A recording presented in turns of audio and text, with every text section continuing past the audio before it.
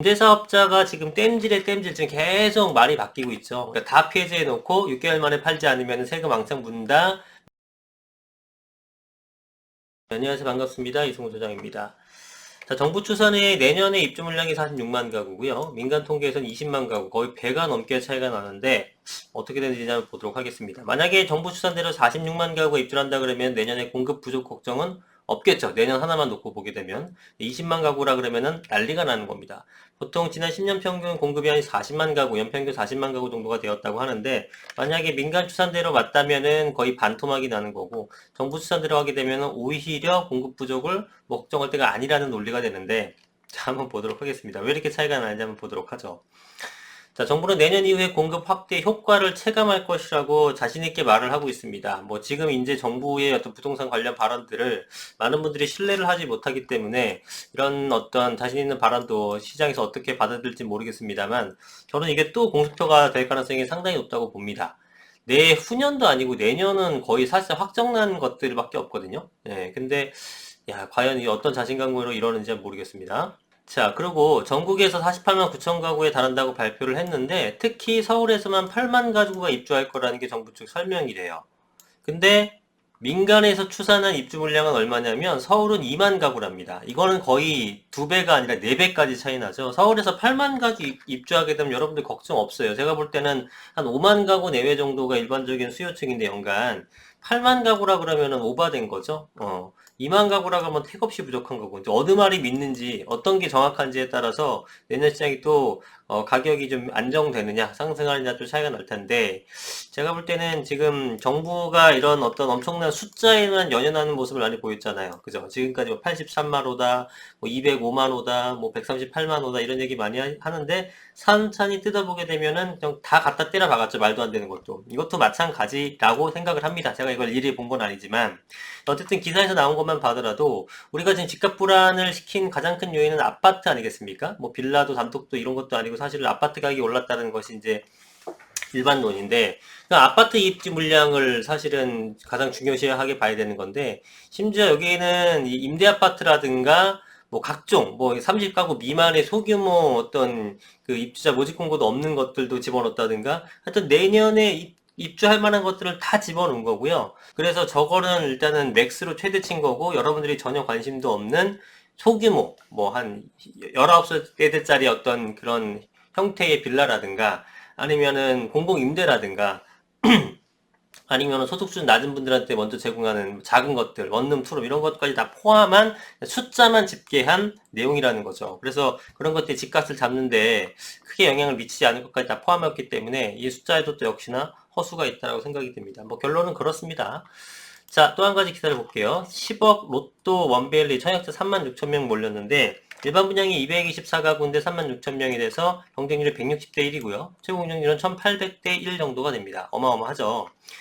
자, 이 아파트가 인기가 원래 뭐 워낙에 좋은 입지의 그 새 아파트이다 보니까 인기가 많았는데 예상보다 더 많은 청약자가 몰렸던 거는 실거주 제한이 없어지겠습니다. 실거주 제한이 있느냐 없느냐 어떤 차이가 있냐면 나중에 입주를 하느냐 아니면 전세를 놓을 수 있냐잖아요. 근데 입주를 한다 그러면은 어떻게 됩니까? 대출도 안 되는 환경에서는 그 돈을 다 마련해야 되잖아요. 잔금까지. 근데 요거는 계약금과 중도금까지만 내게 되면 잔금 시 어떻게 돼요? 전세로서 상당 부분을 잔금을 당연히 치를 수 있고 오히려 내가 납부한 천금의 상당 부분을 다시 찾을 수 있는 거잖아요. 부담이 그만큼 덜하게 된 거죠. 그래서 더 많이 몰리게 된 건데 놀라운 건 어쨌든 간에 3만 6천 명, 이 지금 이거 굉장히 비싼 아파트잖아요. 지금 규모가 큰 것들은 없어요. 46제곱미터부터 제일 큰 게 뭐 74제곱미터 정도까지 나왔는데 그래서 74나 59, 59가 우리가 흔히 얘기하는 25평형 정도가 되는 거거든요. 예, 이런 것들의 가격이 얼마 정도 하냐면은 14억 2,500만 원입니다.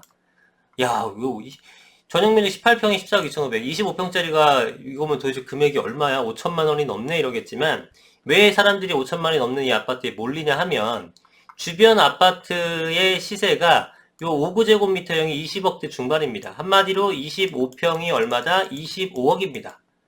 그럼 평당 1억이죠? 그럼 평당 5천에 분양하는 이게 굉장히 매력적으로 느껴질 수밖에 없겠죠. 5천이 좀 5,500 정도 되는 건데. 그러면은 시세 차익만 10억이 넘게 가져갈 수 있는 구조가 되잖아요. 그죠? 주변 아파트보다 더 비싸질 거 아닙니까? 나름대로 새 건데. 그러면은 2배 이상 뛰겠죠. 제가 볼 때는 한 30억 정도 갈 것 같습니다. 그러니까 15억짜리 분양받아도 30억 간다 그러면 어떤 사람이 안 들어가겠어요. 근데 여러분들 그러면은 전 국민이 다 몰려야 되는데 왜 3만 6천 명밖에 안 몰렸냐? 15억 벌 수 있는데 로또는 로또보다 더한데 15억 갖고 있는 사람들이 많지 않기 때문이죠. 그런데 어찌됐건 15억이 됐던 아니면 뭐 10억이 됐던 굉장히 비싼 아파트에 이 정도 몰렸다라는 것은 3만 6천 명이 몰렸다라는 것은 우리 전체 인구 중에서 이게 3만 6천을 계산할 것이 아니라 어찌됐건 이 숫자를 주목하는 겁니다. 야, 이렇게 현금 부자가 많구나. 여러분들 3만 6천 명 여기 뭐 현금 부자들 다 여기만 몰린 것도 아닌데 부자들이 그렇게 많다는 겁니다. 예를 들어 우리나라 인구가 5천만 명인데요. 이 중에서 10분의 1 정도만 부자라고 쳐보죠. 약 500만 명만 부자라고 해도요. 여러분들 강남의 집값이라든가 마용성의 집값이라든가 서울의 집값이 올라가는데 아무런 지장이 없습니다. 우리나라 인구의 10명 중에 1명만 나름대로 현금이 좀 갖고 있다고 해도 지금 집값을 충분히 끌어올릴 수 있다는 겁니다. 그런데 여러분들이 착각하는 거는 주변 사람들이나 내가 돈이 없다 보니까 저걸 누가 사라고 판단하는 거. 그게 이제 가장 잘못되는 거라고 제가 여러 차례 말씀을 드렸죠. 이런 걸 보면서도 그런 걸 느낄 수 있게 되는 겁니다. 와, 비싸다. 이게 아니라, 여기에 3만 명 이상이나 몰렸다라는 것은 그만큼 돈 가진 사람들이 많고, 그 돈 가진 사람들의 그냥 숫자만 보는 겁니다. 전체 인구 대비한 숫자를 보는 것이 아니라, 비싼 아파트 대비한 숫자만 보는 거예요. 비싼 아파트, 좋은 아파트 대비한 숫자는 우리나라 인구의 10분의 1만 되더라도 500만 명만 되더라도 충분히 되다. 왜? 좋은 아파트라고 할 수 있는 것들은 100만 채도 안 되거든요. 그러니까 그런 것들이 집값이 올라가는 이유를 여러분들이 잘 아시게 되겠죠. 그 다음에 이거 임대사업자 얘기를 안 할 수가 없는데요. 임대사업자가 지금 땜질에 땜질 지금 계속 말이 바뀌고 있죠. 여기 밑에서 그래픽을 하나 보시겠는데 2017년도 12수자 대책으로 현 정부입니다. 현 정부에서 어마어마한 인센티브를 주게 되면서 이 제도를 처음에 내놨죠. 그래서 정말로 많은 사람들이 150만 채 이상의 등록 임대가 형성됐습니다. 자, 그래 놓고 요즘 어떻게 됩니까? 다 폐지해 놓고 6개월 만에 팔지 않으면 세금 왕창 문다, 뭐 종부세 때려 맞겠다, 투기꾼으로 몰고 있으면서 온 집값 상승의 원흉으로 지목하고 있잖아요. 굉장히 웃기는 행태인데, 자, 12.13 대책이 나오고요. 이거 2018년입니다. 2018년도 불과 9개월 만에 9.13 대책이 나오게 되면서 혜택을 축소하기 시작합니다. 이거 진짜 웃기지 않나요? 단 9개월만 이거 어마어마하게 홍보했어요. 어마어마하게 홍보하고 뉴스에 나오고 뭐가 좋다 하면서 9년도 아니고 9개월 만에 싹 180도 바뀌어가지고 모든 혜택을 축소하기 시작합니다. 그래서 9.13 대책, 7.10 대책 등등 통해서 모든 것을 대부분 다 축소를 시켜놓고요. 이제 남아있는 혜택은 거의 없어요. 그리고 단기 임대라든가 아파트 장기는 아예 폐지가 됐고요. 불과 2년 만에 폐지가 됐죠. 2년도 안 되는 기간 동안에 그렇게 홍보하던 거를 정부가 폐지를 한 겁니다. 1년 반 만에. 그리고 기존 주택 임대 의무 기간 종료 시에도 원하면은 계속 진행할 수 있었지만 등록 말소가 됐고요. 그러면서 지금 하는 건 뭐냐면 비아파트, 지금 이제 아파트만 폐지를 했잖아요. 남아있는 건 비아파트 장기임대 남았는데 그것마저 신규 등록을 폐지하려고 한다는 겁니다. 매입임대에 대해서. 그래서 양도세 중과도 배제를 하고 등록 말소 6개월. 그러니까 6개월 만에 팔아라는 겁니다. 그리고 등록 말소 종부세 합산 배제 혜택도 당연히 제외가 되고 이런 식으로 해서 집값을 니네가 올렸으니 너희가 책임지고 팔아라는 프레임을 씌우고 있는 거죠. 그래서 여기에 대해서 임대 등록이 폐지가 돼버리게 되면 안 그래도 가뜩이나 높은 전세 가격에 더 폭등을 할 우려가 있다라는 지적이 많이 제기되고 이쪽 저쪽에서 좀 화살을 맞다 보니까 지금 계속 논의만 하고 이제 결론을 못 내리고 있는데 좀 왔다리 갔다리 합니다. 왔다리 갔다리 한 상황이라 어떻게 될지 한번 지켜봐야 될 것 같아요. 자, 근데 지금 한 150만 채, 160만 채 정도 되는 주택 등록 임대 중에서 약 한 80에서 85%가 다세대 다가구라고 합니다. 그러니까 15% 내외 정도인 것들이 아파트인데 집값 오른 건 아파트고요. 대부분 150만 채 중에 15% 정도, 20% 정도 하게 되면은 20만 채, 25만 채, 30만 채밖에 되지 않는데요. 이건 아파트 전체 비율에서 굉장히 미비한 숫자에 불과하는 거죠. 근데 과연 이걸 통해서 집값을 잡을 수 있겠느냐? 뭔가 잘못된 거죠. 오히려 부작용만 커질 수밖에 없는 상황이 되는 겁니다.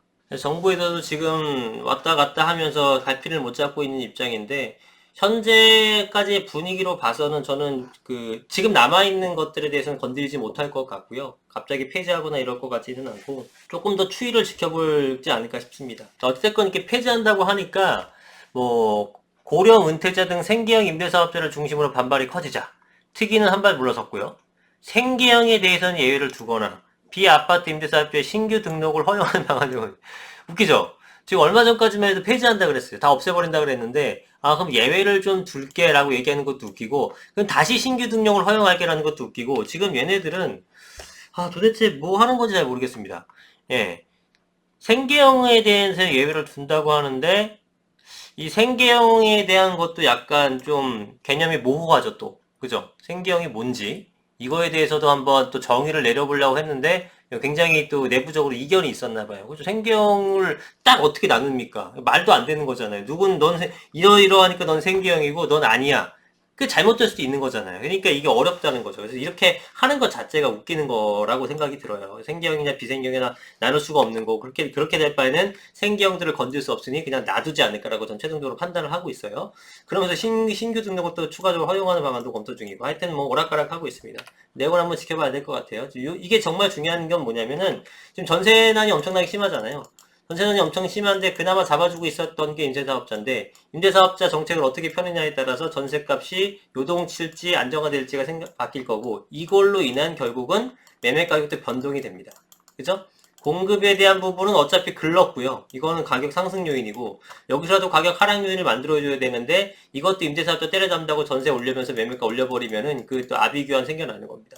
그래서 이것도 상당히 중요한 그 정책이죠. 공급이야 이제 어떡합니까? 지금부터 준비해더라도 몇 년 걸리는 거니까 어쩔 수가 없는 부분이지만, 임대사업자 같은 거는 정책으로 딱 만들 수 있잖아요. 근데 여기서 또 한 번의 악수를 둔다. 그러면 정말 지옥문이 열리는 거죠. 오늘 영상 여기까지 하겠습니다. 감사합니다.